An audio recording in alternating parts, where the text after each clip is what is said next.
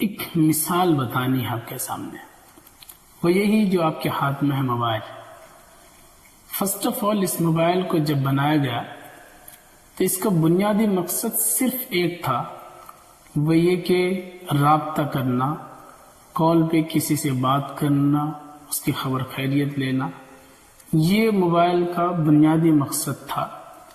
پھر دھیرے دھیرے اس میں بہت ساری چیزیں ایڈ ہوتی چلی گئی، جیسے جیسے ٹیکنالوجی ڈیولپ ہوتی گئی اور اس میں چیزیں بڑھتی چلی گئی۔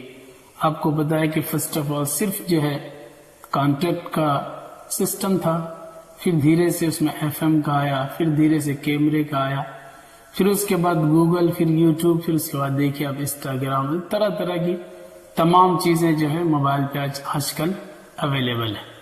لیکن آج بھی آپ موبائل پہ غور کیجئے، جب بنیادی مقصد سامنے آ جاتا ہے تو تمام کی تمام چیزیں دھری کی دھری رہ جاتی ہے، کھڑی کی کھڑی رہ جاتی ہے۔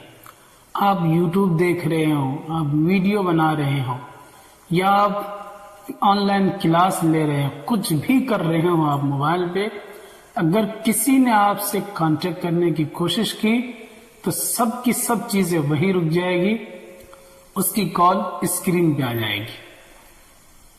بتانا یہ ہے مقصد کہ جس بنیادی مقصد کے لیے موبائل کو بنایا گیا تھا، پھر اس کے بعد دھیرے دھیرے جو چیزیں اس میں ایڈ ہو گئی، وہ تمام چیزیں اس کی بنیادی مقصد کے لیے رکاوٹ نہیں بنی۔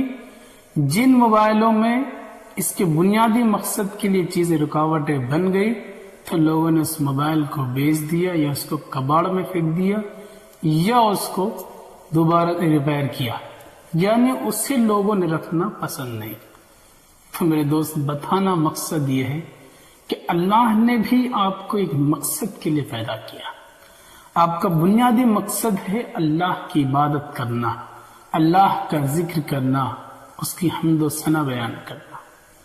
مانتا ہوں کہ دنیا میں بہت برائیاں ہیں، ان برائیوں کی وجہ سے ہمارے خواہشات بھی بدل گئے، ہماری اندرونی حالت بھی بدل گئی، ہمارے اندر بھی بہت ساری نئی ٹیکنالوجی کی سوچ آ گئی، نئی نئی برائیوں نے جنم لے لیا۔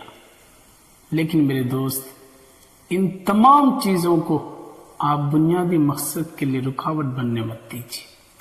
جیسے آپ کا یہ یوٹیوب، آپ کا یہ ویڈیو دیکھنا، آپ کا یہ انسٹاگرام، یہ کالنگ کے لیے رکاوٹ نہیں بنی ہے۔ آپ بھی اپنی برائیوں کو، اپنے موبائل کی دیکھنے کی عادت کو، دوستوں کی پارٹیز وغیرہ کو اللہ کی عبادت کے لیے، نماز کے لیے رکاوٹ مت بنائیے۔ جب نماز کے لیے صدائیں آنے لگے، جب نماز کے لیے اذان کی آواز آپ کے کانوں میں پڑ جائے تو یہ تمام چیزیں آپ چھوڑ دیجئے، ان تمام چیزوں کو یہیں روک دیجئے، آپ اپنا بنیادی مقصد اللہ کی عبادت یا نماز کو ادا کیا کیجیے۔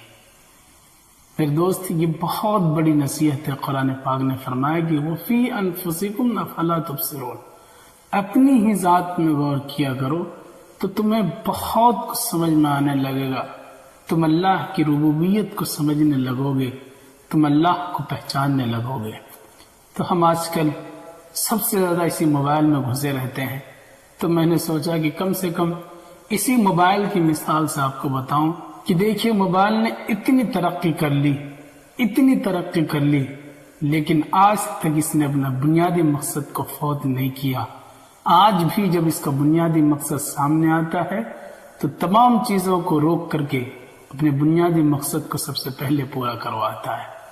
تو امید کرتا ہوں کہ اللہ تبارک و تعالی ہمیں بھی اپنی عبادت کی طرف راغب فرمائے، اور ہمیں بھی اپنی عبادت کے لیے تمام چیزوں کو چھوڑنے کی توفیق عطا فرمائے اور اپنی عبادتوں میں مشغول فرمائے۔ السلام علیکم ورحمۃ اللہ وبرکاتہ۔